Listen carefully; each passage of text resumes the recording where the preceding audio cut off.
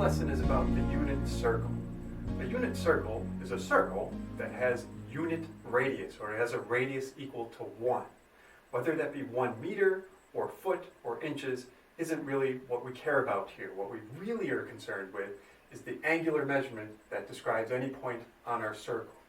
So if I pick a point here, there's an angle measured from this axis that tells me where I am on the circle. And the symbol we give for that angle is theta, there. Now, you probably know, or you should know, that there are 360 degrees in one revolution of a circle. Okay, you probably also know that the circumference of a circle, the formula for that, is 2 pi r.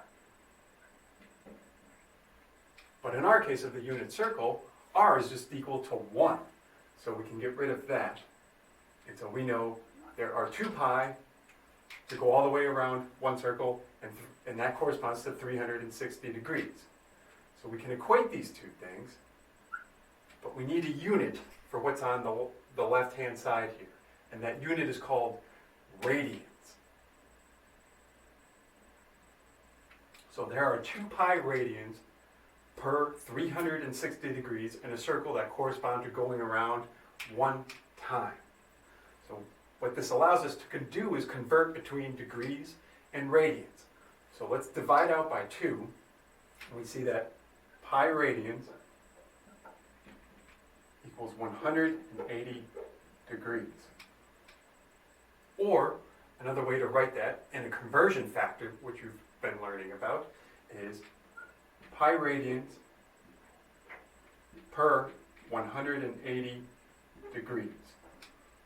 So that conversion factor is one of the main things from this lesson. The other main thing from this lesson is the quadrants. So as we go around the circle, we go pass through different quadrants of the circle. So this quadrant here is what we call quadrant 1. As we traverse from 0 degrees to 90 degrees, we are in quadrant 1. As we go from 90 to 180, we are in quadrant 2. And so on and so forth. This is quadrant 3. From 180 degrees to 270 degrees. And then quadrant 4. From 270 to 360, and then we go around again. So let's start with our simple example.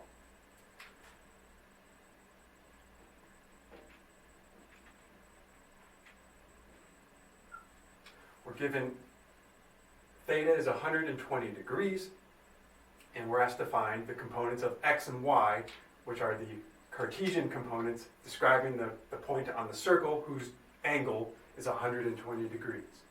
So the first thing we're going to do is convert that into radians, and then plug that into the given formulas in the example problem. Now your calculator has a degree function for trig functions, but it's important to understand that it really should be radians and how to do the conversion. So in radians, we take 120 degrees and multiply it by our conversion factor. It's pi radians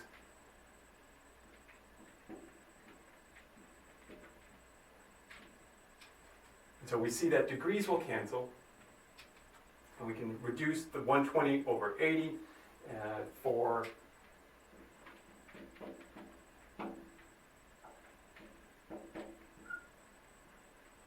so 120 degrees is 2/3 pi radians.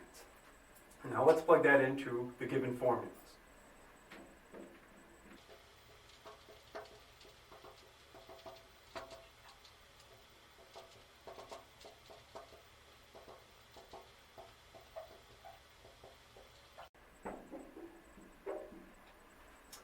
Okay, so we have the x and y coordinates on this set of axes of where this point is that is described by 120 degrees.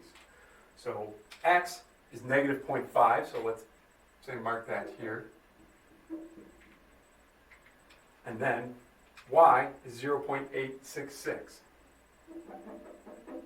So our point is there on the circle. And this, we can see, is going from 0 to 90 degrees, and we go a little more to 120.